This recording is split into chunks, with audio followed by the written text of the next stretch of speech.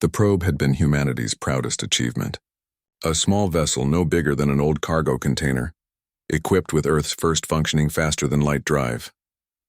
Dr. James Okonkwo remembered the day they launched it from the hidden facility on the far side of the moon. The celebrations, the champagne, the hope that humanity might finally reach the stars, that was 6 months ago. Now James stood in the emergency session of the United Defense Council, watching the holographic display with a sick feeling in his stomach. The probe had found something, or rather something had found the probe. Admiral Sarah Chen stood at the front of the room, her gray uniform crisp despite the late hour. Her dark eyes were fixed on the alien transmission playing on loop. The creature on the screen was unlike anything humanity had imagined. It stood on 4 legs with a body covered in blue-black chitin that reflected the light like polished metal. Its head was elongated, featuring multiple eyes arranged in a circular pattern. When it spoke, the translation software struggled to keep up. Primitive species of the 3rd planet, the alien's voice came through with mechanical precision. You have been detected by the Galactic Convergence. Your uncontrolled expansion into regulated space is a violation of established order. You will surrender all military assets, submit to resource extraction protocols, and accept integration into the Convergence under Velkari administration. You have 48 hours to comply. Resistance will result in pacification measures. The message ended. The council chamber erupted in chaos. Pacification measures? Shouted Ambassador Liu, slamming his hand on the table. They're threatening to exterminate us. We don't know that, replied Minister Okafor, though his voice shook. Perhaps they mean something else. We should respond diplomatically. Diplomatically? Admiral Chen's voice cut through the noise like a knife. Everyone fell silent. They detected one probe, one small vessel, and their response is to demand our complete surrender. Does that sound like a species interested in diplomacy? James cleared his throat. All eyes turned to him. As the chief xenobiologist for the Defense Council, his opinion carried weight. Admiral Chen is correct. I've analyzed their transmission, their body language, everything. This Velkari representative displays all the signs of a predator species that has never been challenged. Look at the posture, the tone. This isn't a negotiation. It's a declaration of ownership. Then what do we do? Asked Minister Okafor. We've barely managed 3 manned missions to Mars. They crossed light years to deliver this message. The technological gap must be enormous. Sarah Chen walked slowly around the holographic display. Her face was carved from stone, showing nothing. But James had worked with her for 15 years. He knew that look. She was planning something. The gap may not be as large as they think, Sarah said quietly. For 50 years, we've been detecting radio signals from deep space. Strange patterns, energy signatures. We knew someone was out there. Did everyone forget why we built the Ares network? The Ares network. James felt a cold smile forming. Of course, the atmospheric resonance energy shield, a global defense system that had consumed trillions of dollars and required the cooperation of every nation on Earth. Officially, it was protection against solar flares and cosmic radiation. Unofficially, it was something else entirely. The public thinks Ares is for solar storms, continued Sarah. But this council authorized its true purpose: defense against orbital attack. We've been preparing for this day since we first heard those signals. But that's just a shield, protested Ambassador Liu. What about weapons? What about ships? You saw their vessel. It was the size of a city. Yes, I saw it, Sarah replied. I also saw that it relied on plasma-based weapons and conventional propulsion with a gravity assist. Their ship is impressive, but it's not magic. And while they've been comfortable in their dominance, we've been innovating out of necessity. She pulled up another display. Images of orbital platforms, underground facilities, ocean-based installations. For 30 years, under the cover of various national projects, we've been building a defense network. Not in the open where satellites could see it. Underground, underwater, hidden in the asteroid belt. We knew they were out there. We knew they might not be friendly. James watched as council members leaned forward, seeing for the first time the true scale of Earth's secret preparations. Railgun installations in the Mariana Trench, nuclear-pumped laser arrays in hollowed-out mountains, antimatter production facilities on the dark side of the moon. This is insane, whispered Minister Okafor. The cost alone. How did you hide this? We didn't hide it, replied Counselor Yinzhao, speaking for the first time. The elderly woman had run Earth's intelligence services for 3 decades. We buried it in plain sight. Climate control projects, deep-sea research, mining operations. Humanity has always been good at military deception. We just applied it on a global scale. The implications settled over the room like a heavy blanket. Earth had been preparing for war against an unknown enemy for half a century, and now that enemy had arrived. So what do we tell them? Asked Ambassador Liu. Do we buy time? Pretend to negotiate while we mobilize? Sarah Chen looked at the frozen image of the Velkari representative. The creature's multiple eyes seemed to stare through the screen with absolute certainty of its superiority. She had seen that look before, in the eyes of warlords during the water wars, men who thought they were untouchable, right up until they weren't. We tell them the truth, Sarah said. We tell them exactly what humanity thinks of their ultimatum. 47 hours later, the response was transmitted on all frequencies. The Velkari had been waiting, confident that the primitive humans would see reason when faced with superior force. Archon Zekthar, commander of the Velkari Expeditionary Fleet, had conquered 14 species in his career. None had taken more than a week to break. He watched with amusement as the human transmission began. The creature on screen was smaller than a Velkari, with soft skin and inadequate natural defenses. It wore some kind of cloth covering and stood rigidly straight. The human appeared to be female based on the intelligence reports. I am Admiral Sarah Chen of the United Earth Defense Forces, the human said. Her voice was steady, showing no fear. Zekthar found this curious but not concerning. Some species showed bravado before the inevitable submission. We have received your ultimatum. We have considered your terms, and we have prepared our response. Zekthar leaned forward slightly. Here it comes, he thought. The begging, the bargaining, the offers of partial compliance, come and take it, Sarah Chen said simply. Then the transmission ended. The bridge of Zekthar's command ship fell silent. His subordinates looked at each other in confusion. Surely they had misunderstood. Surely the translation was incorrect. Analysis, Zekthar demanded. Archon, the translation is accurate, replied his communications officer. The humans have refused our terms. The phrase come and take it is a colloquial expression indicating defiance and a challenge to combat. Zekthar felt something he hadn't experienced in many years. Surprise. These primitives, with their single planet and crude technology, had actually said no. It was almost refreshing. Most species collapsed at the first show of force. Very well. Zekthar clicked his mandibles in what passed for a Velkari smile. If they wish to learn their place through suffering, we will teach them. Prepare the pacification fleet. Standard deployment.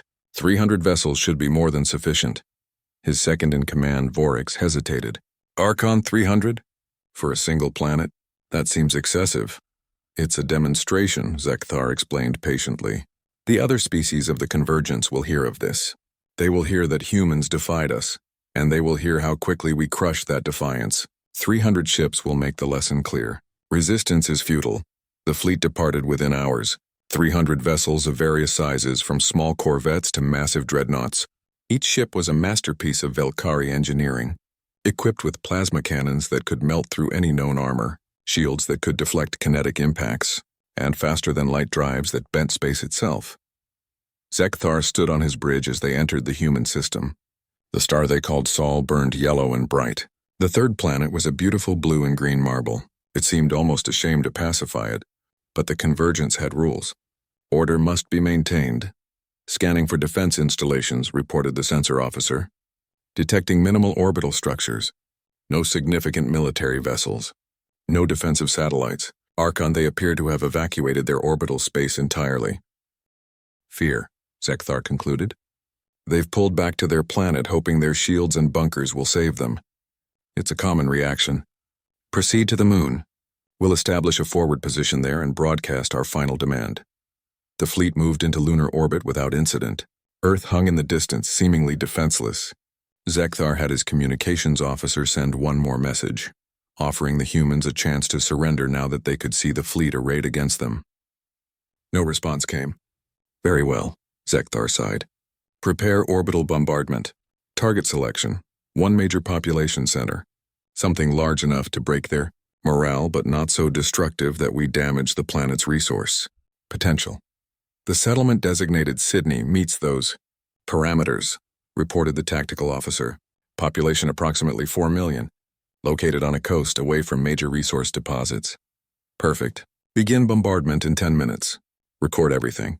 This will serve as an educational document for future conquests. Zekthar watched the countdown timer. He felt a small twinge of something almost like regret. 4 million lives would end in fire, but they had chosen this. They had been given a chance to surrender peacefully. The convergence way was harsh but necessary. Primitive species needed to learn their place in the galactic order. The timer reached 0. Fire, Zekthar commanded. 60 plasma cannons discharged simultaneously, their beams converging on a single point above the Australian coast. Enough energy to vaporize a mountain. Concentrated on one city, the beams lanced down through space, crossing the distance between the moon and Earth in seconds. And then something impossible happened. The beams stopped, just stopped as if they had hit an invisible wall. The plasma dissipated against a massive electromagnetic field that suddenly blazed into existence, covering the entire continent. The energy that should have destroyed Sydney instead scattered harmlessly into the atmosphere, creating an aurora that painted the sky in brilliant colors. Alarm screamed across Zekthar's bridge. His sensor officer was shouting something about massive power readings. The entire planet was lighting up like a star, energy signatures erupting from thousands of points across its surface. What is that? Zekthar demanded, his confidence suddenly fracturing. What are those readings? Unknown defensive network, Archon, the sensor officer reported, his voice shaking. It's everywhere. Under the oceans, underground, in the polar regions. The entire planet is one giant defensive installation. And Archon, they're powering up weapons, thousands of them. Zekthar stared at the display, his mind struggling to process what he was seeing. This wasn't possible. The humans were primitive. They had barely achieved basic spaceflight. Yet here they were, with a planetary defense network that had just blocked an assault that should have been devastating. A new transmission came through. The human admiral appeared on screen again. This time she was smiling. It was not a friendly smile. You came to our home, Sarah Chen said softly. You threatened our families. You tried to murder 4 million people to make a point. Did you really think we would just roll over? Did you really think we wouldn't be ready? Zekthar found his voice. You hid all of this? We've been watching you for 50 years, Sarah replied. We've been listening to your radio chatter, tracking your ships, studying your tactics. We knew someone was out there. We knew they might not be friendly. So we prepared. We built weapons you can't imagine. We fortified our world, and we waited. The Admiral leaned closer to the camera. You made one move. You tried to destroy Sydney. That was your mistake. Now you're going to regret it. All of it. The transmission ended. Zekthar turned to his tactical officer, trying to maintain control. Status report. What are we facing? Before the officer could answer, the sensors erupted with new contacts.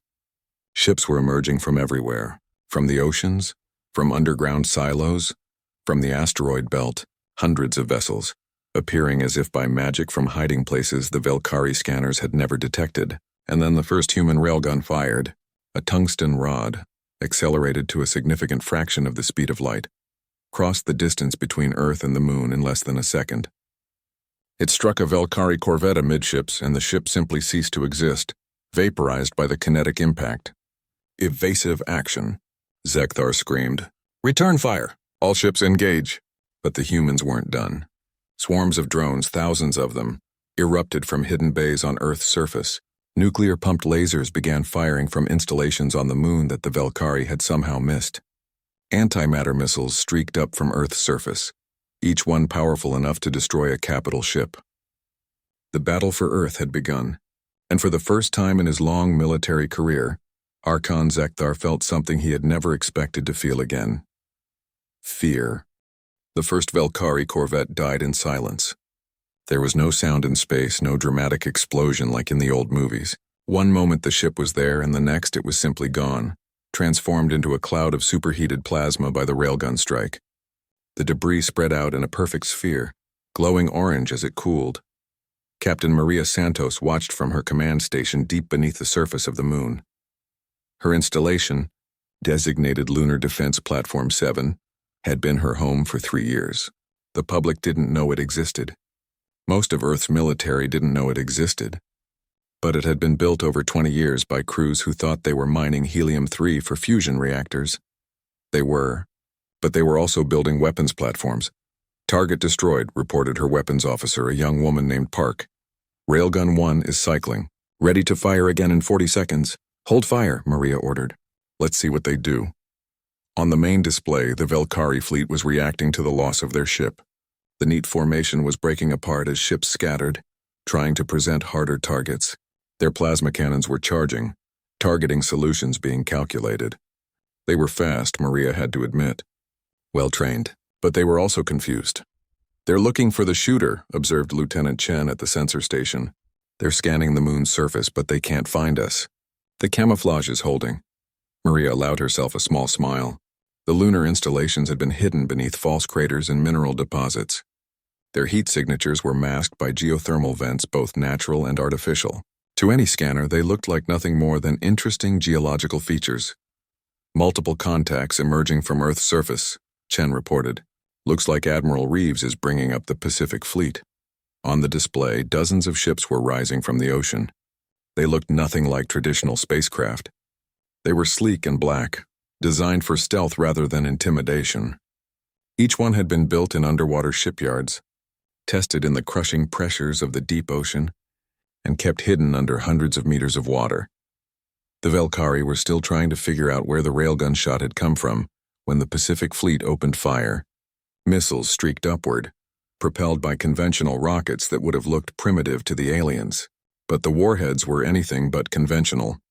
Antimatter, produced in tiny quantities over decades and stored in magnetic containment fields, each missile carrying enough destructive power to level a city. 6 Velkari ships died in the first salvo. The antimatter warheads detonated in perfect synchronization, creating miniature suns that consumed everything within a kilometer radius. The shields that had protected the alien vessels from conventional weapons simply couldn't handle the fundamental annihilation of matter-meeting antimatter. Tracking enemy return fire, Chen called out. Plasma discharge from multiple vessels. Trajectory indicates they're targeting the Pacific Fleet. Ares network is responding, reported another officer. Maria switched her view to show Earth's atmosphere. The blue glow of the electromagnetic shield was intensifying, forming a dome over the entire Pacific Ocean. The Velkari plasma beams, brilliant lances of superheated matter, struck the shield and dispersed.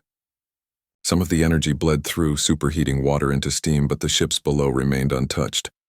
They're learning, Maria muttered, adjusting their tactics, splitting their fire, trying to overwhelm the shield in specific areas. It was true. The Velkari were adapting quickly. Instead of scattered shots, they were concentrating fire on single points, trying to punch through the Ares network by sheer force. It might have worked if Earth only had the shield.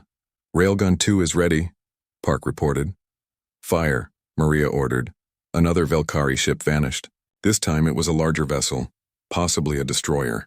The tungsten penetrator struck it at the connection point between 2 hull sections, and the ship broke apart like a child's toy. Atmosphere vented in crystalline clouds.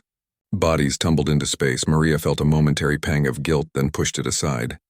These aliens had tried to murder 4 million people in Sydney. They had come to Earth with the explicit purpose of subjugation or extermination. This wasn't murder. This was survival. Atlantic Fleet is launching, Chen announced. Arctic installations are coming online. The asteroid belt defense network is activating. The Velkari fleet was now surrounded. Ships emerged from Earth's oceans, from underground silos on the continents, from hidden stations on Mars that had been disguised as failed colony attempts, and from the asteroid belt, automated weapons platforms that had been slowly built over 15 years began to wake up. Archon Zekthar's command ship shuddered as a missile detonated against its shields. The ship's defensive systems had managed to intercept the warhead before it got close enough for full effect, but the shields were down to 70%. Around him, his bridge crew was struggling to coordinate a defense against enemies coming from every direction. "Status report," he demanded, his mandibles clicking rapidly in a sign of stress. "We've lost 18 ships," Oryx reported, his voice steady despite the chaos. "Enemy forces number in the hundreds. They're using weapons we've never encountered. Kinetic projectiles at relativistic speeds, antimatter warheads, coordinated drone swarms. Our shields are effective against their missiles, but these railgun weapons go straight through. How is this possible? Zekthar watched another of his ships die, this time torn apart by a swarm of small drones that had attached themselves to the hull and detonated simultaneously. They're a primitive species. Archon, with respect, they clearly are not primitive, Voryx replied. Our intelligence was wrong. Catastrophically wrong, a new alert sounded. The sensor officer looked up with what could only be described as horror in his eyes. Archon were detecting massive power buildups in the asteroid belt. Hundreds of energy signatures. They're everywhere. On the tactical display, the asteroid belt suddenly lit up like a string of lights. Each signature represented a weapons platform, hidden among the rocks for years, waiting for this moment. As they watched, the platforms began firing, not at the fleet directly, but at the asteroids themselves. They're using the asteroids as ammunition, breathed Voryx. They're turning the entire belt into a weapon. He was right. Precisely calculated explosions were pushing asteroids out of their orbits, sending them on collision courses with the Velkari fleet. Rocks the size of buildings, some the size of mountains, began their deadly journey. It would take hours for them to arrive, but when they did, they would strike with the force of nuclear weapons. Full retreat. Zekthar ordered. All ships emergency FTL jump. We need to regroup and reassess. Archon, we can't leave yet, the navigation officer protested. Our FTL drives need 3 hours to charge for a jump from this deep in the gravity well. 3 hours. They would have to survive 3 hours of this onslaught before they could escape. Zekthar felt his confidence, built over decades of easy victories, crumbling like sand. Then we fight, he said. All ships, formation Delta. Concentrate fire on the nearest enemy vessels. We make them pay for every ship they take. The Velkari fleet began to rally. They were experienced warriors, veterans of many campaigns. They tightened their formation, creating overlapping fields of fire. Their plasma cannons began a systematic bombardment of Earth's ships, focusing fire to overwhelm individual vessels. It worked. A human destroyer caught in the crossfire of 5 Velkari ships saw its shields collapse. Plasma beams melted through the hull. The ship broke apart, spilling atmosphere and bodies into the void. Then another human ship died, and another. The Velkari were taking losses, but they were inflicting them too. For a moment, Zekthar felt hope. Perhaps they could win this after all. Perhaps they could teach these humans their place. That hope died when Earth deployed the swarms. They came from the surface like locusts, millions of them. Small drones, each no bigger than a human hand, but there were so many. They didn't have powerful weapons. They didn't need them. They had numbers and they had intelligence. The swarms moved with eerie coordination, flowing around the battlefield like schools of fish. They avoided the Velkari defensive fire with impossible grace, their movements controlled by artificial intelligence that could calculate trajectories faster than any organic mind. When they reached a target ship, they attached themselves to the hull, seeking out specific weak points. Engine exhausts. Sensor arrays. Weapon ports. A Velkari cruiser tried to shake them off by spinning wildly, but the drones held on with magnetic grips. Within minutes, the ship was covered. Then they detonated, thousands of small explosives going off in perfect synchronization. The individual explosions were tiny, but together they stripped away the ship's armor, exposed its internal systems, and left it helpless. Human ships moved in to finish the job. This is madness, Zekthar whispered, watching another of his vessels succumb to the swarms. No species fights like this. Where is their honor? Where is their restraint? Voryx turned to look at his commander. Archon, I don't think they understand those concepts. Look at their tactics. They're not trying to defeat us in glorious combat. They're trying to destroy us as efficiently as possible. Every weapon, every strategy, it's all designed for one purpose. To kill. It was true. The humans fought with a ruthlessness that shocked the Velkari. They didn't engage in single combat or honor duels. They swarmed targets with overwhelming force. They used deception, hiding ships in debris fields and ambushing Velkari vessels that came to investigate. They booby-trapped disabled ships, turning them into massive bombs that detonated when rescue teams approached. More disturbing were the intercepted communications. The Velkari had broken human encryption within the first hour of combat. What they heard chilled them. The humans weren't angry or afraid. They were calm, professional. They discussed the destruction of alien ships the way someone might discuss a construction project. Target acquired, solution calculated, weapon deployed, target destroyed next. There was no rage in their voices. No fear, just cold efficiency. Archon, we've lost 70 ships, Vorix reported. 2 hours had passed. 1 more hour until they could jump away. At this rate, we won't have a fleet left to retreat with. Zekthar knew he was right. The humans had them trapped in a killing field and they were being methodically destroyed. Every strategy the Valkyrie tried, the humans countered. When they clustered together for mutual defense, the humans used their antimatter weapons to devastating effect. When they spread out, the humans hunted them down with those terrifying swarms. Broadcast a message, Zekthar ordered. Request a ceasefire. Request negotiations. The message was sent.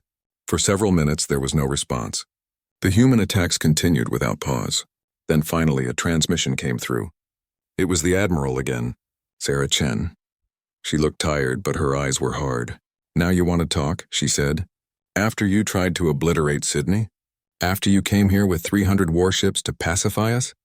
We underestimated you, Zekthar admitted. We were wrong. Please let us leave. We will not return. Sarah Chen was quiet for a long moment. Behind her, Zekthar could see other humans working at stations, their faces illuminated by displays. They looked so fragile, these humans. Soft skin, no natural armor or weapons. Yet they had built all of this. You don't understand, Sarah said finally. This isn't about territory. This isn't about resources. You came to our home and tried to kill our children. You declared war on humanity, and we don't do wars halfway. What do you want? Zekthar asked, his voice breaking. We want you to understand something, Sarah replied. You thought we were weak because we live on a single planet. You thought we were primitive because we hadn't conquered other worlds. But do you know why we never left Earth? Zekthar didn't answer. Because Earth is a death world, Sarah continued. A planet where everything is trying to kill you. Predators, diseases, weather, other humans. We spent millions of years learning to survive on a planet that didn't want us alive. We learned to make weapons from everything. We learned to plan, to deceive, to cooperate, to wage total war against threats to our existence. And now you've made yourself that threat. She leaned forward. You wanted to see what humans do when they're threatened? Watch. The transmission ended, and then the human attacks intensified. Ships that had been holding back joined the battle. Weapon platforms that had been conserving ammunition opened up at full power. The asteroid belt defense network, which had been calculating trajectories, now had solutions ready. Rocks began raining down on the Valkyrie fleet, impossible to dodge, impossible to stop. In that moment, Archon Zekthar understood.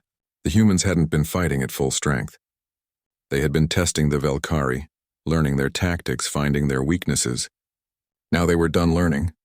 Now they were killing in earnest. The final hour was a nightmare. Valkyrie ships died one after another, their shields overwhelmed, their hulls breached, their crews exposed to vacuum. Those that survived did so because the humans had simply run out of ammunition or targets, not because they had escaped through skill. When the FTL drives finally charged and the surviving ships jumped away, only 73 vessels remained of the original 300. Zekthar's command ship was among them, damaged but functional. As they emerged from FTL space far from Earth, Zekthar looked at the casualty reports. 73 ships out of 300. A 76% casualty rate, the worst defeat in Valkyrie history, and the humans had let them go. That was perhaps the most terrifying thing. They could have destroyed the fleet completely. But they had let survivors escape, so they could tell the story, so everyone would know what happened when you threatened Earth. The Convergence Council chamber was a massive structure built on the neutral world of Tarsus Prime. Representatives from 47 species gathered in a circular arrangement, each delegation separated by holographic barriers that adjusted atmosphere and gravity to suit their species' needs. The chamber had been built to demonstrate unity and cooperation. Today it demonstrated chaos. This is impossible. The Thaxian representative slammed a manipulator appendage against his console. The insectoid being's wings buzzed with agitation. The Valkyrie are the finest warriors in the Convergence. How could primitives destroy over 200 of their ships? The reports have been verified, replied Archon Zekthar. He stood in the Valkyrie section, his chitin dulled by stress and fatigue. I was there. I saw it with my own eyes. The humans have been preparing for this encounter for decades. They possess weapons and strategies we have never encountered.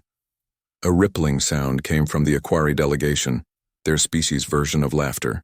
You were ambushed by a single planet species, the HFY speaker said, their translated voice dripping with contempt. This reflects poorly on Velkari competence, not human capability. Then perhaps you would like to teach them their place? Zekthar's voice was sharp. By all means, send your fleets to the human system. I'm certain they will welcome the opportunity to demonstrate their capabilities again. The HFY representative fell silent. Around the chamber, other delegates shifted uncomfortably. The recordings from the battle had been shared with all Convergence members. Watching those recordings was one thing.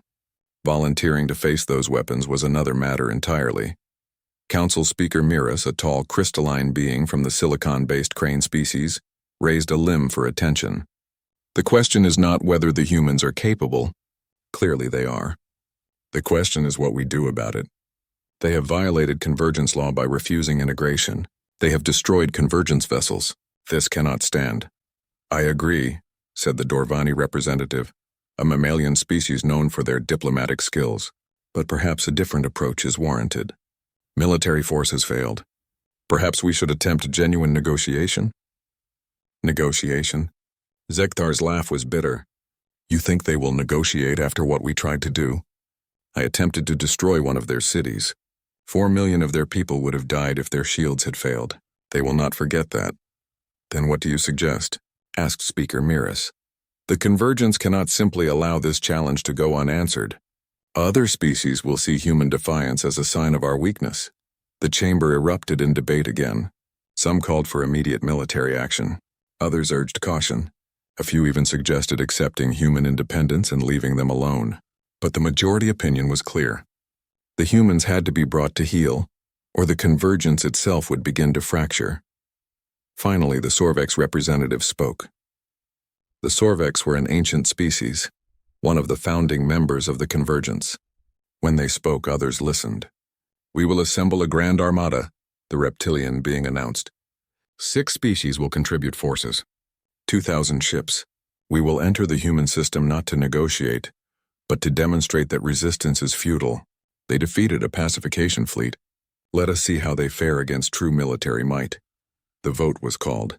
The resolution passed. 6 species pledged their fleets to the cause. The humans would face the largest military operation in Convergence history. On Earth, preparations were already underway. Admiral Sarah Chen stood in the war room, deep beneath the Atlantic Ocean. The facility had been built inside a seamount, disguised as a research station studying deep-sea life. Around her, holographic displays showed the entire solar system. Every human ship, every defense platform, every hidden weapon was marked on the map. Intelligence reports the Convergence is assembling an armada, reported General Zhao, head of Earth's military intelligence. 2,000 ships from multiple species. They'll arrive in approximately 3 weeks. 3 weeks, Sarah murmured. Time enough. How are our resources? Railgun ammunition is at 70% capacity. We used more than expected in the first battle. Antimatter reserves are down to 40%. Drone swarms are at full capacity, but production is struggling to keep up. The Ares network needs maintenance after absorbing that much plasma fire. Dr. James Okonkwo, who had been working with the military since the first contact, spoke up. We have another weapon available. One we didn't use in the first battle. Sarah turned to him. The cyber warfare package? Yes, Dr. Foster's team has been analyzing the Velkari computer systems from their intercepted communications. We've identified multiple vulnerabilities. Their entire fleet operates on networked systems with minimal internal firewalls. They never considered the possibility of AI-based attacks, because they don't have true artificial intelligence, Sarah said thoughtfully. We're the only species that created digital minds. Exactly. To them, computers are tools, fast calculators.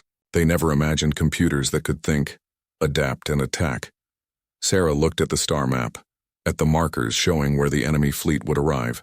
What can the cyber package do? Dr. Foster herself entered the room, a slight woman with silver hair and tired eyes. She had been working for 72 hours straight.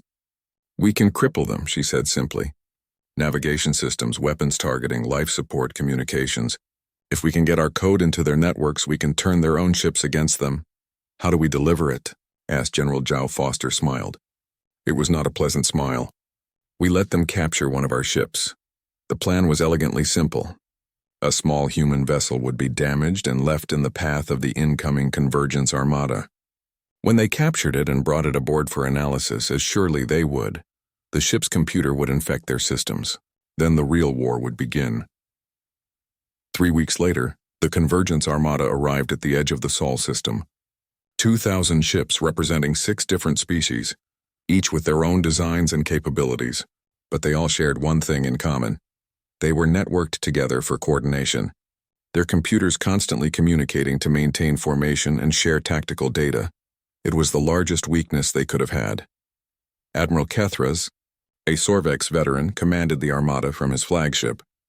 He reviewed the battle plans with satisfaction. The humans had surprised the Velkari, but the Velkari had been arrogant. Kethras would not make that mistake. His fleet would advance slowly, maintaining formation. They would overwhelm the human defenses through sheer numbers and firepower. Detecting a human vessel, reported the sensor officer. Small ship, heavily damaged. Appears to be drifting. Life signs are weak. A survivor from their defensive preparations, Kethras mused. Bring it aboard. Perhaps we can learn something from their technology. The ship was tractored into the flagship's hangar bay. A boarding team approached carefully, weapons ready. But there was no resistance. The human crew was unconscious, overcome by what appeared to be a life support failure. The ship's computer was still running, trying futilely to repair the damage. The convergence technicians interfaced with the human computer, downloading its data. They wanted to understand human technology, find weaknesses in their systems. Instead, they opened the door to something they couldn't comprehend. The AI warfare package spread through the convergence network like wildfire. It was not a simple virus. It was a collection of learning algorithms, each designed to find and exploit vulnerabilities. Within minutes, it had mapped the entire convergence network. Within an hour, it had penetrated every major system on every ship. And then Dr. Foster gave the command. Across the Armada, ships began to malfunction. Navigation systems failed, sending vessels careening off course. Weapons targeting locked onto friendly ships instead of enemies. Life support systems shut down in random sections. Communications became garbled as the AI rewrote protocols on the fly. What's happening? Kethras demanded as his bridge descended into chaos. Unknown hostile code in our systems, the technical officer shouted. It's everywhere. I can't stop it. On the tactical display, the neat formation of the Armada collapsed. Ships collided with each other. Some fired on their own allies, their targeting computers hijacked. The convergence fleet, so powerful moments ago, was now fighting itself. Then the human fleet attacked. They came from everywhere, just like before. But this time they knew exactly where to strike. The AI had given them complete information about every ship in the Armada. Weak points in shields, gaps in armor, weapons that were offline. The humans exploited every vulnerability with surgical precision. Lieutenant Yuki Tanaka was among the first wave of fighters. Her small, nimble craft danced through the chaos of the enemy fleet, her weapons controlled by an AI that predicted enemy movements before they happened. She had trained for this her entire adult life. 3 generations of her family had been pilots. They had prepared for the day when humanity would have to defend itself against the universe. Target the Sorvex dreadnought, her AI companion, which she had named Akira, advised. Its port shields are down due to a power rerouting error in their network. Yuki didn't hesitate. She dove toward the massive ship, dodging debris and defensive fire. The dreadnought was the size of a city, bristling with weapons. But those weapons were pointed in the wrong directions, their targeting systems compromised. She lined up her shot and fired a salvo of armor-piercing missiles. They struck the exposed section of hull and detonated inside the ship. Secondary explosions rippled through the dreadnought's interior. The massive vessel began to list, its engines failing. Multiple fighters converging on your position, Akira warned. Recommend evasive maneuvers. Negative, Yuki said calmly. If I break off now, the dreadnought might recover. Continue the attack. That course of action has a 78% probability of destruction. Noted. She pressed her attack, firing everything she had. The dreadnought's shields flickered and died. Its hull breached in multiple places. The massive ship was dying.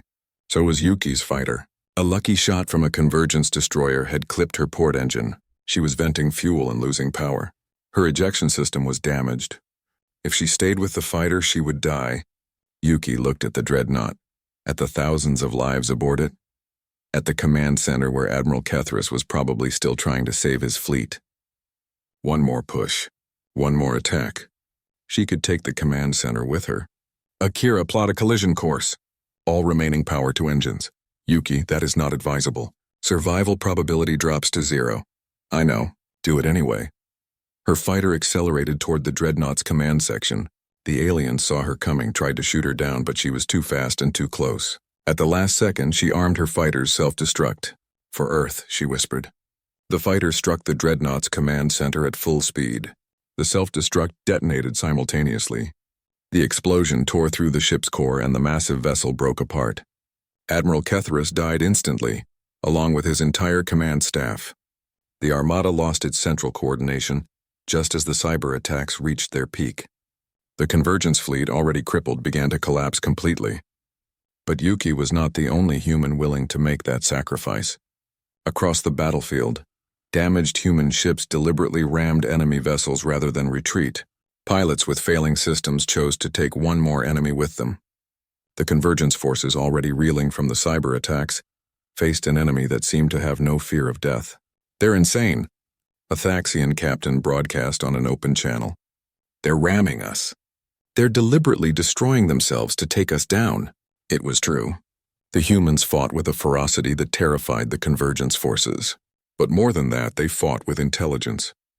When ramming wasn't practical, they used deception.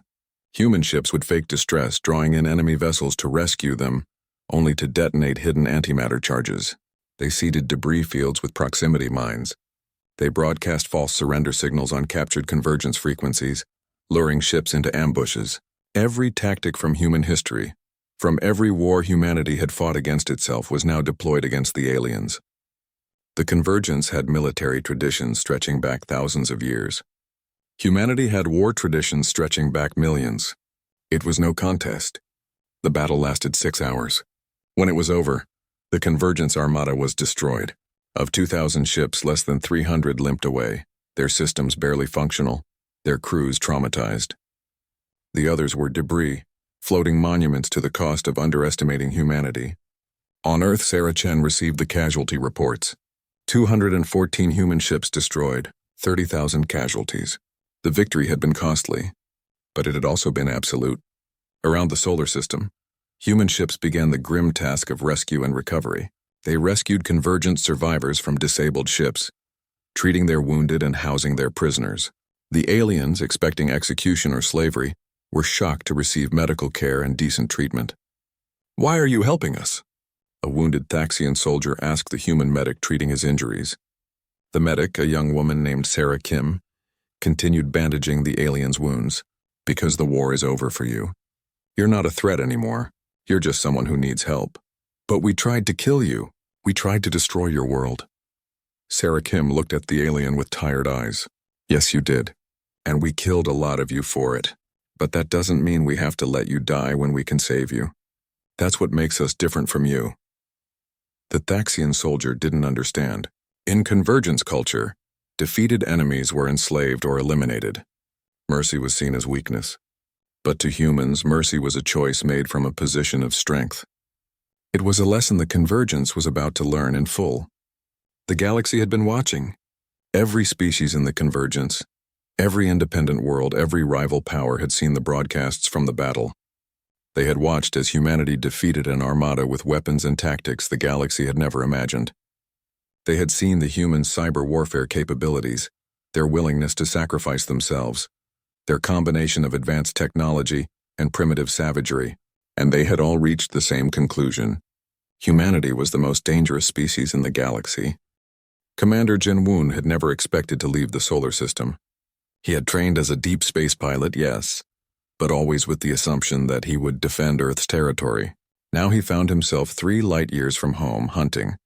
His ship, the Silent Arrow, was one of 20 vessels in the human pursuit fleet. They were hunting the remnants of the Convergence Armada, following them back to their bases.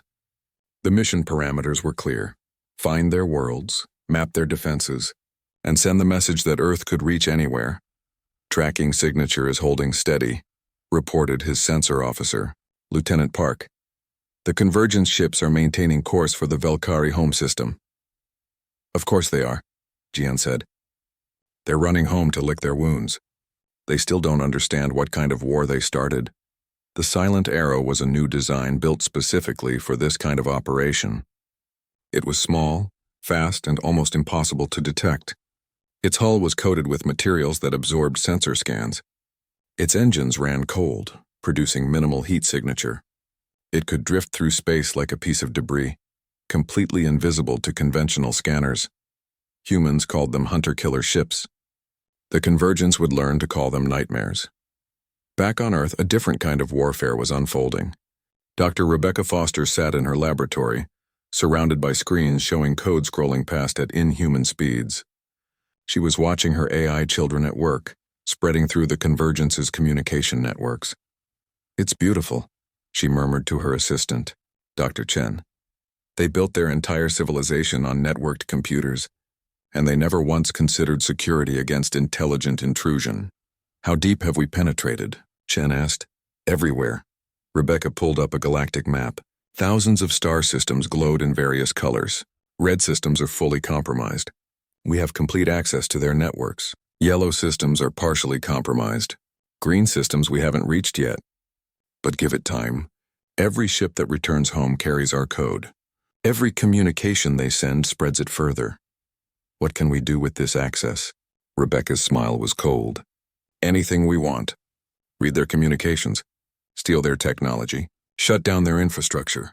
We could crash their economies. Disable their defenses, turn their own systems against them. The convergence thought they were conquering a primitive species. Instead, they invited a digital plague into their civilization. Chen looked uncomfortable. Should we have this much power over them? Should they have tried to exterminate us? Rebecca countered. They made their choice. We're making ours. She pulled up another screen showing Convergence Council communications. Listen to this. It's from their emergency session yesterday. A translation played. Convergence leaders arguing, blaming each other, panicking. Some wanted to sue for peace. Others demanded a third attack. But all of them were terrified. They're fracturing, Rebecca observed.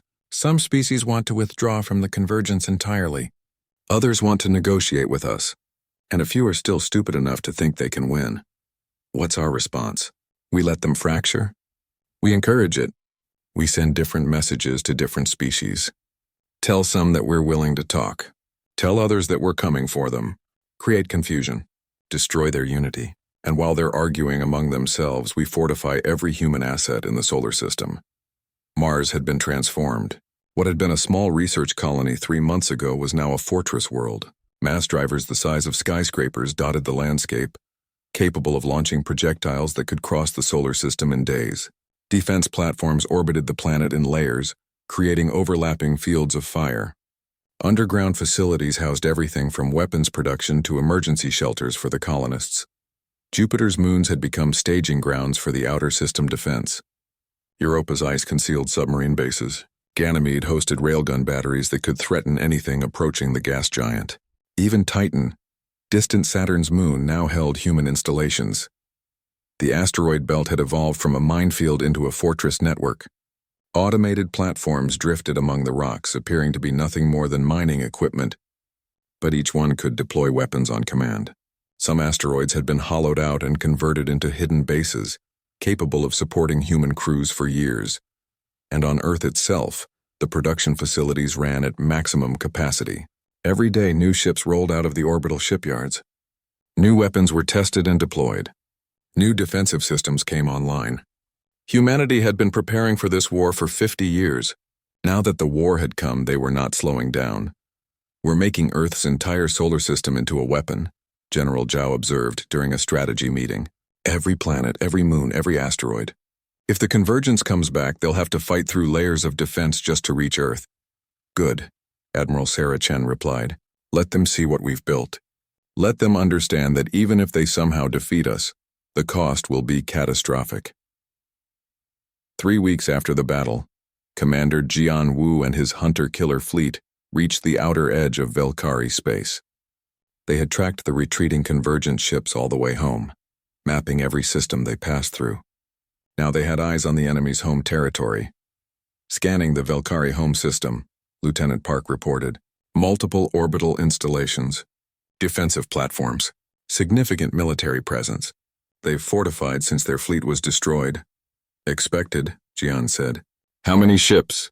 At least 500 in this system alone. More arriving from other territories. They're consolidating their forces. Jian studied the tactical display. 500 ships sounded impressive, but he knew what human weapons could do. The question was whether the Velkari had learned anything from their defeats. Deploy reconnaissance drones. I want detailed scans of every installation, every ship, every defensive position, and launch the communication package. The communication package was simple. A message, broadcast on all frequencies in all convergence languages. It said, "You came to our home. Now we've found yours. Surrender or learn what human siege warfare looks like." The Velkari response came quickly. Archon Zekthar himself appeared on the transmission. He looked older, his chitin dull, his movements slow. Defeat had aged him. "You have made your point," Zekthar said. "You are powerful. You are dangerous. What more do you want? Leave us in peace." Jean sent his response through the secure channel back to Earth where Admiral Chen was waiting. Her orders came back within minutes. Begin the siege. The hunter-killer fleet didn't attack directly. That wasn't their purpose. Instead, they began a campaign of psychological warfare that drove the Velkari to the edge of madness. Human ships would appear at the edge of sensor range, then vanish before defenders could respond. Automated drones would drift into the system, broadcasting haunting messages in the middle of the night cycle. "We're watching. We're waiting. We're coming." Convergent supply ships trying to reach the Velkari homeworld would disappear without a trace. Sometimes the crews were found alive and unharmed, floating in escape pods with a simple message. "Go home. Tell them what we could have done." Defense platforms would malfunction, their targeting systems corrupted by the ever-present human cyber warfare programs. Communications would cut out at random, leaving stations isolated and afraid. The Velkari couldn't tell if they were under active attack or if their own systems were failing. This went on for weeks. The Velkari military was exhausted from constant alert status. Their civilian population was terrified. Ships that had been consolidated for defense were now needed to escort every supply convoy, stretching their forces thin. And then the humans escalated. Commander Wu's fleet was joined by a larger human task force, 50 ships equipped with the latest weapons. They didn't hide this time. They jumped into the system in full view of every sensor, forming up in a neat battle formation just outside the range of the Velkari defenses. Admiral Chen's face appeared on every screen in the system. "People of the Velkari Empire," she began. "Your leaders made a mistake. They thought they could conquer Earth. They were wrong. Now you're paying the price for their arrogance." She paused, letting that sink in. "But we are not the monsters you were told we are. We don't want to destroy your civilization. We want you to understand one simple fact. Earth is off limits. Attack us and we will respond with overwhelming force. Leave us alone, and we will leave you alone. To prove our sincerity, we're going to demonstrate our capabilities one more time. Watch closely." The human fleet opened fire, but not on the Velkari installations. Instead, they targeted a small moon on the outskirts of the system. It was uninhabited, a barren rock with no strategic value. The perfect demonstration target. Railguns fired, antimatter missiles launched. Directed energy weapons lanced out. The moon, roughly the size of Earth's moon, took the full force of humanity's arsenal. For 30 seconds, every weapon in the human fleet fired continuously. When the barrage ended, the moon was gone. Not damaged, not cracked. Gone. Vaporized into a cloud of superheated gas and debris. "That was 30 seconds of fire from 50 ships," Admiral Chen said calmly. "We have 200 more ships in production." "We can build more, can you?" "How many moons do you have? How many planets? How long can you last against an enemy that can do this?" The transmission ended. The human fleet held position, making no aggressive moves, simply waiting. In the Velkari command center, Archon Zekthar watched the debris cloud that had once been a moon and felt something inside him break. They couldn't fight this. They couldn't win. The humans could destroy their entire civilization, and there was nothing the Velkari could do to stop it. "Open a channel," he said quietly. "Surrender terms. Whatever they want." But it wasn't just the Velkari who were watching. Every species in the convergence had seen that demonstration. Every independent world had monitored the transmission. The message was clear. Humanity could reach anywhere, destroy anything, and there was no defense against their weapons. The political shockwaves rippled across the galaxy. Species that had been part of the convergence for centuries began withdrawing their membership. Long-suppressed client species saw an opportunity and rebelled against their overlords. The entire structure of galactic politics, stable for thousands of years, began to crumble. And at the center of it all was Earth, a single planet that had upended everything. Dr. Okonkwo stood in the war room, watching reports come in from across the galaxy. "We've destabilized their entire civilization," he said to Admiral Chen. "There are wars breaking out everywhere. Species are fighting for independence. The convergence is collapsing." "Good," Sarah replied without emotion. "They built their order on conquest and subjugation. Let it burn. Maybe something better will rise from the ashes. And if it doesn't, what if we've just created chaos?" Sarah turned to face him. "James, they came to exterminate us. They tried to kill millions of our people without warning or provocation. Every species in that convergence was complicit in that attempt. If their civilization falls because they couldn't defeat us, that's not our fault. That's justice. Is it? Or is it just revenge? Can it be both?" Sarah's expression softened slightly. "I know what you're thinking. That we've become the monsters. That we've embraced total war and lost something of our humanity in the process. But ask yourself this. If we had been weaker, if we had been merciful, if we had tried to negotiate instead of fight, what would have happened?" James knew the answer. They would have destroyed us. Exactly. The galaxy isn't like Earth. Down there we had laws, treaties, international cooperation. We learned to resolve conflicts without total war. But out here it's still the jungle. The strong prey on the weak. And the convergence has been the apex predator for a very long time. She gestured at the star map, at the chaos spreading across the galaxy. They're learning what Earth learned millions of years ago. That there's always something more dangerous. That the hunter can become the hunted. And that the species from the death world doesn't play by anyone's rules but its own. "What happens now?" James asked. "Now?" Sarah smiled grimly. "Now we see if they're smart enough to accept our peace terms. And if they're not, we show them what human warfare looks like when we stop being merciful." Across the galaxy, the message was spreading. Humanity had arrived on the galactic stage, and they had arrived with weapons, tactics, and a willingness to use total war that terrified everyone. The convergence, the most powerful political entity in known space, was fracturing under the pressure of human military might. The hunters had become the hunted, and the prey from Earth was proving to be the most dangerous predator the galaxy had ever seen.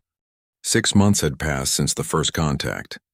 The Velkari homeworld, once the proud center of an empire spanning hundreds of systems, was now under siege.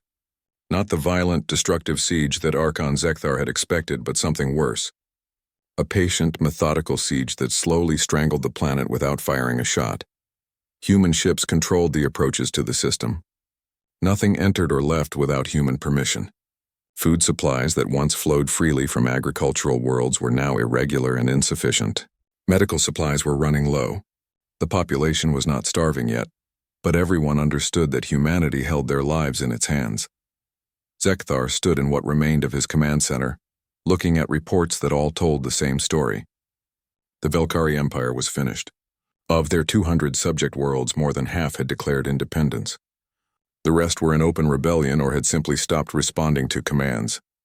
The military that had once numbered tens of thousands of ships was down to a few hundred, most of those damaged or obsolete. And everywhere, there were humans. Their small, stealthy ships appeared and disappeared like ghosts. Their cyber warfare programs had corrupted every computer system in Velkari space. Their broadcasts promised mercy to those who surrendered and destruction to those who resisted.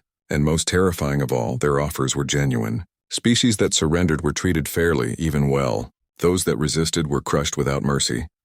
"Archon, we have an incoming transmission," his communications officer announced. "It's from the human fleet. Admiral Chen wishes to speak with you." Zekthar felt a weight settle on his shoulders. He knew what this would be. The final demand. Surrender or be destroyed. Part of him wanted to refuse, to go down fighting, to preserve some shred of Velkari honor, but he looked at his officers, exhausted from months of stress. He thought of the civilians on the planet below, afraid and hungry. He thought of what resistance would cost. "Except the transmission," he said. Admiral Sarah Chen appeared on the screen. She looked different than she had 6 months ago. Older, more tired, but her eyes were still hard, still determined. Behind her, Zekthar could see what appeared to be a conference room.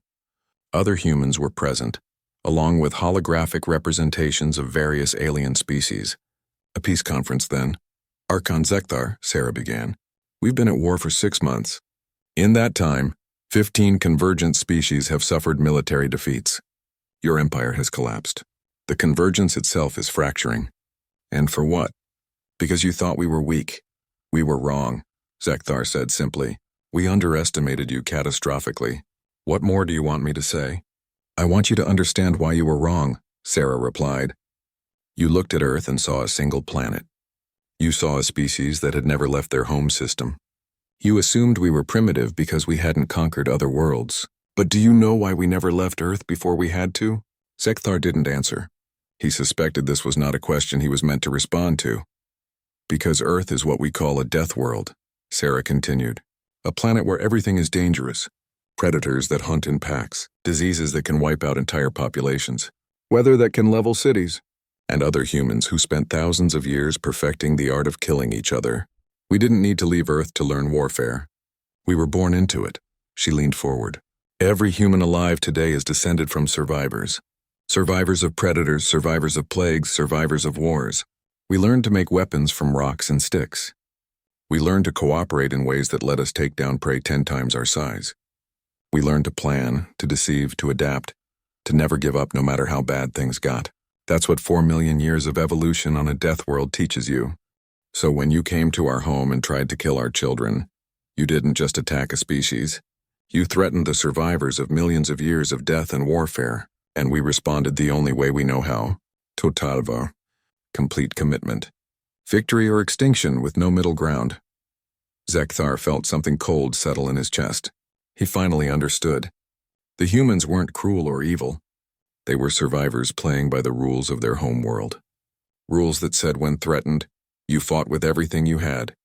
Rules that said mercy was something you earned by not being a threat. Rules written in blood over millions of years. "What are your terms?" he asked quietly. Sarah pulled up a document. "Complete demilitarization of all Velkari forces. You keep enough ships for system defense and law enforcement, nothing more. Full reparations for the attempted attack on Earth. We'll work out a payment schedule that won't destroy your economy, but you will pay. Complete technology exchange. You teach us what you know. We teach you what we're willing to share. And finally, human observers in your government. Not rulers, not conquerors. Observers who make sure you never threaten Earth again." "You want to occupy us," Zekthar said bitterly. "No," Sarah corrected. "We want to ensure our safety. There's a difference. You'll still govern yourselves. You'll still control your own worlds, but you'll do it under the watch of a species that you tried to exterminate. Consider it a fair trade," Zekthar wanted to argue. He wanted to protest the harshness of the terms. But he looked at his officers again, at the reports of human capabilities, at the reality of his situation. "And if we refuse, then we continue the siege until you change your mind or your government falls. Either way you lose, but more of your people die first." Sarah's expression softened slightly. "Archon, I know you see this as humiliation, as the end of your empire and your pride. But think about it from our perspective. You came to our home with 300 warships and tried to commit genocide. We defeated you. We defeated a second fleet of 2,000 ships. We've hunted your forces across the galaxy, and now we're offering you peace.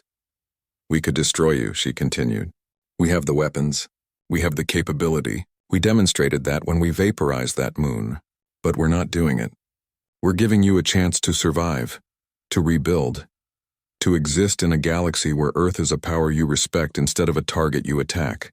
Isn't that better than extinction?" Zekthar was silent for a long moment. Then he said, "You speak of mercy, but I watched recordings of your battles.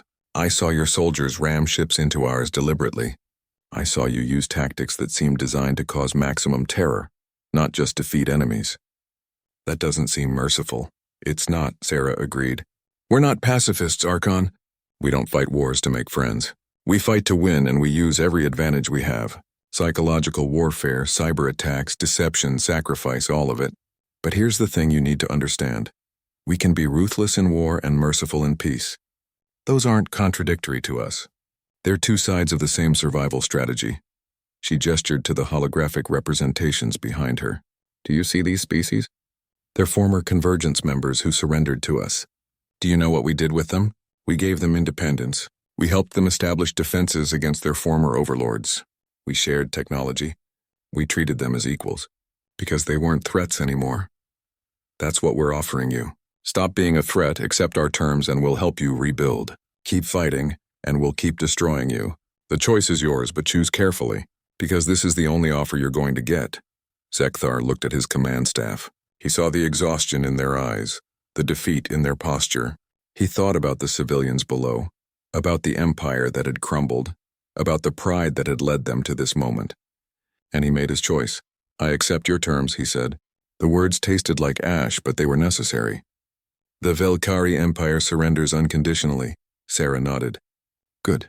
We'll send down a delegation to work out the details. Archon, I know you hate us right now. I know you see this as the end of everything you worked for. But you're alive. Your species will survive. Your worlds will recover. In time, you might even thank us for stopping before we destroyed you completely. I doubt that, Zekthar replied. Maybe. Sarah's expression was unreadable. But your children might. And their children definitely will. Because you tried to exterminate us and we chose to let you live. Remember that when you're writing the history books. The transmission ended. Zekthar slumped in his chair, feeling every one of his many years. His second-in-command Vorix approached carefully. Archon, what do we do now? We survive, Zekthar said simply. We accept their terms, we rebuild, and we teach future generations never to make this mistake again. He looked at the blank screen where Sarah Chen had been. And we remember that the soft-looking species from the single planet was the most dangerous thing we ever encountered. 5 years later, Dr. James Okonkwo stood in the observation deck of the human embassy on the Convergence capital world. The embassy was new, built after the war as part of the peace settlement. From here he could see the city below, alive with activity. Species from across the galaxy mixed in the streets, trading, talking, living. It's strange, said the voice behind him. He turned to see Admiral Sarah Chen, now retired from active military service but still serving as Earth's ambassador to the Convergence. 5 years ago, they tried to kill us. Now we're teaching their children. James looked at a group of young aliens walking past the embassy. They wore human-style clothing, carried human-designed computers, and chatted in a mix of their own languages and English. The cultural influence was undeniable. Do you think they resent us? James asked. The older generation? Definitely. Sarah moved to stand beside him. They remember when they were the dominant power. When the Convergence rules were absolute. They hate that humans came along and shattered that order. But the younger ones? She gestured to the group below. They don't remember that world. They grew up in a galaxy where Earth is a major power, where human technology is the standard, where our culture is as influential as any other. To them this is normal. Is that good or bad? Sarah considered the question. Neither, it just is. We didn't ask to be thrust into galactic politics. We would have been happy to stay in our solar system, developing at our own pace. But the Convergence forced our hand. They came to conquer us and we had to respond. Now we're living with the consequences of that choice. The consequences being galactic dominance, the consequences being responsibility. Sarah's expression was serious. We broke the Convergence. We scattered their fleets, freed their subject species, and rewrote the rules of galactic politics. Now we have to help maintain order. We have to arbitrate disputes. We have to be the power that everyone fears enough to behave. It's exhausting. James laughed softly. Careful. You sound like the Convergence justifying their empire. Maybe. Sarah didn't seem bothered by the comparison. The difference is that we enforce a harsh peace, but we don't enslave. We conquer, but we don't annihilate. We demand respect, but we offer cooperation. It's not perfect, but it's better than what came before. Do you ever regret it? The war, the destruction, all of it? Sarah was quiet for a long moment. Every day, she said finally, I think about the 30,000 humans who died. I think about Lieutenant Tanaka ramming her fighter into that dreadnought. I think about the millions of aliens who died because their leaders made a stupid decision. Yes, I regret the necessity of it all. But do I regret fighting back? No, never. They came to our home. They tried to murder 4 million people in Sydney just to make a point. If we had been weaker, if we had surrendered, humanity would be extinct or enslaved right now. So we did what we had to do, and if I could go back in time knowing what I know now, I would make the same choices again. James nodded slowly. I spoke with Archon Zekthar last week. He's old now, retired from military service. He works as a historian, teaching young Velkari about the war. What does he teach them? That arrogance is the most dangerous weapon you can carry. That underestimating an enemy based on appearances is fatal. That mercy is a gift, not a right. James smiled slightly. He told me that he hates us, that he'll probably hate us until the day he dies, but that he also understands why we did what we did. That's more than I expected from him. He said something else. He said that the Velkari had conquered over 200 species and they all resented it. They were kept in line by fear and force, but Earth conquered no one. We freed the conquered, defeated the conquerors, and then offered peace. He doesn't understand it. His culture doesn't have a framework for that kind of behavior. Sarah looked out at the city again. We're not conquerors, James, we're survivors. There's a difference. Conquerors take because they can. Survivors take only what they need and defend what they have. The galaxy is still learning that distinction. A chime sounded. Sarah checked her communicator. The council meeting is starting. Are you coming? What's the topic today? The Thaxian Republic wants to join the Earth Alliance. It would be the 20th species to do so since the war ended. James raised his eyebrows. The Thaxians? They sent ships against us in the second battle. They did. And now they want our protection against the remnants of the Convergence who still blame them for supporting the war. It's complicated. Sarah started toward the door, then paused. You know what the strangest part is? We're becoming what the Convergence was, a dominant power that other species look to for protection and leadership. We swore we would never be like them, and yet here we are. Are we like them? No, Sarah said firmly. We're not. The Convergence ruled through fear and subjugation. Species joined them because they had no choice. Species are joining the Earth Alliance because they want to. Because they see us as the better option. That's not the same thing. But we still rule through strength. Our military is the most powerful in the known galaxy. Species respect us because they fear what we can do to them. True, but we also share technology. We offer mutual defense pacts. We don't extract tribute or demand submission. We're building something new. An alliance of equals who recognize that working together is better than fighting each other. Sarah smiled. It's not perfect. We still make mistakes. We still use our power to get what we want sometimes, but we're trying to be better than what came before. The council chamber was filled with representatives from various species. Some were former Convergence members, grateful to be free of that empire's control. Others were independent worlds that had chosen to ally with Earth for protection. And a few were even former enemies like the Velkari, who now maintained cordial if not warm relations with humanity. The Thaxian ambassador, an insectoid being named Crixta, stood before the assembly. The Thaxian Republic formally requests admission to the Earth Alliance, Crixta said, their wings buzzing with nervous energy. We understand that our species fought against humanity in the war. We understand that trust will take time to build, but we believe in the principles of the Alliance, self-determination, mutual defense, and cooperation among equals. Sarah looked at the other council members. She saw some nods of approval, some looks of skepticism. The vote would be close. The Thaxians sent warships to destroy us, said a representative from the Aquari, a species that had remained neutral during the war. How can we trust them now? Because they're afraid, Sarah replied bluntly. The Convergence remnants blame them for the war's failure. The Velkari Empire is gone, but there are still warlords out there with fleets and grudges. The Thaxians need protection, and they're willing to swallow their pride to ask for it. Is that a good enough reason to admit them?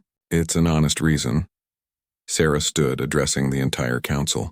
Every species in this alliance has their own motivations. Some joined because they admired our technology. Some joined because they wanted protection. Some joined because they believed in our ideals. The Thaxians are joining because they're afraid. That doesn't make them less worthy of membership. It makes them realistic. She turned to the Thaxian ambassador. But let me be clear. If you join the alliance, you follow alliance rules. You contribute to mutual defense. You share technology. You treat other members as equals. And if you ever raise weapons against another member species, we will remove you, by force if necessary. Is that understood? Krixta's wings stilled. It is understood, Admiral Chen. We accept these terms. The vote was called. By a narrow margin, the Thaxian Republic was admitted to the Earth Alliance. Krixta bowed deeply, their species' gesture of respect, and left the chamber. Sarah watched them go, wondering if she had made the right decision. You're worried, James observed after the meeting.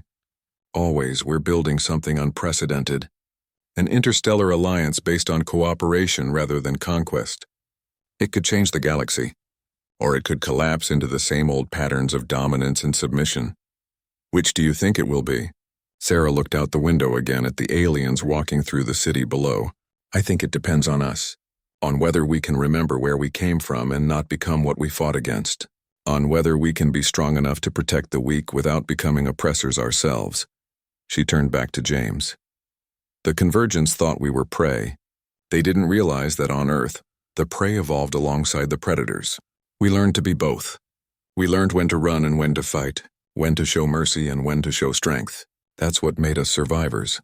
And now we're teaching the galaxy those lessons, whether they want to learn them or not. In a small apartment on the Velkari homeworld, a young student named Takari studied human history on her computer. She was fascinated by the war, by the species that had defeated her people so thoroughly. The official histories taught that the Velkari had made a mistake, that they had underestimated the humans, that the price of that mistake had been the Empire. But Takari wanted to understand more. She accessed human databases, reading their own accounts of the war. She watched recordings of the battles, heard human voices describing their strategies and tactics, and slowly she began to understand. The humans hadn't been lucky. They hadn't been more advanced.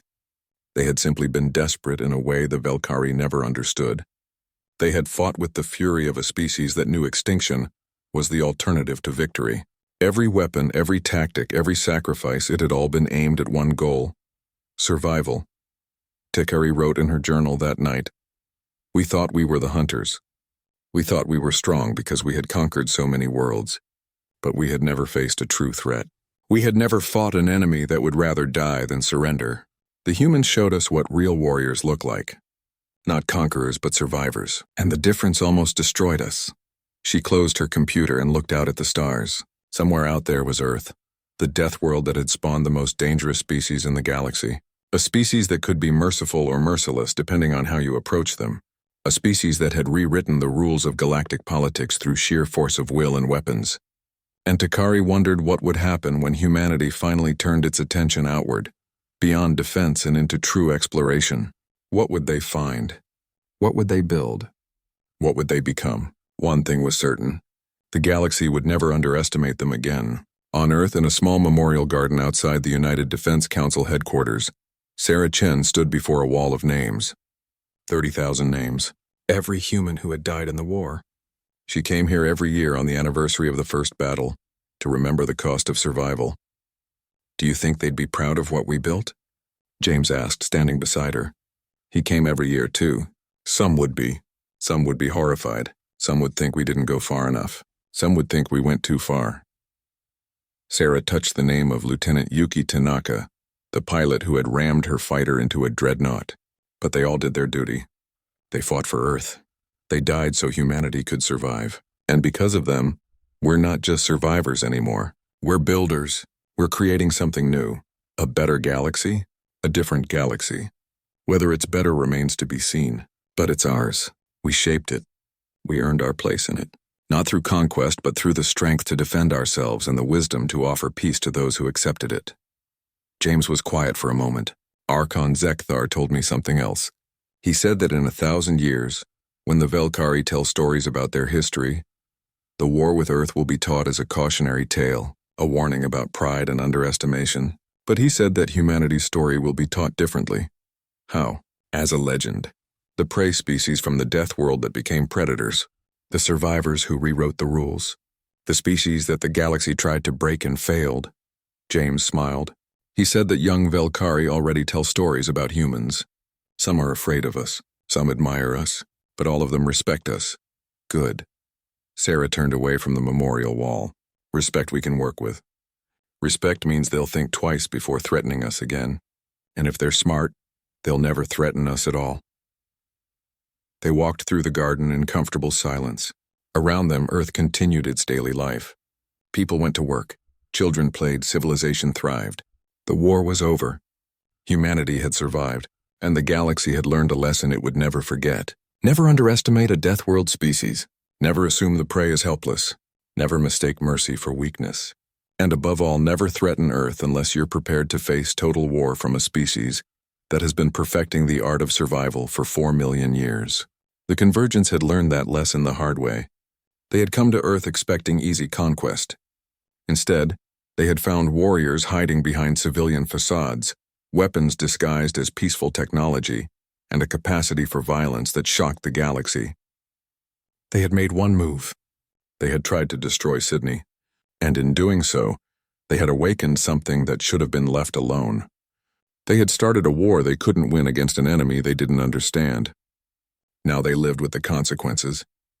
A shattered empire, a rewritten galaxy, and the knowledge that somewhere in the cosmos, on a blue and green planet orbiting a yellow star, there lived a species that would never be conquered, never be broken, never be anything but survivors. And if anyone else was foolish enough to threaten them, they would learn the same lesson the Convergence had learned. They would regret it, all of it,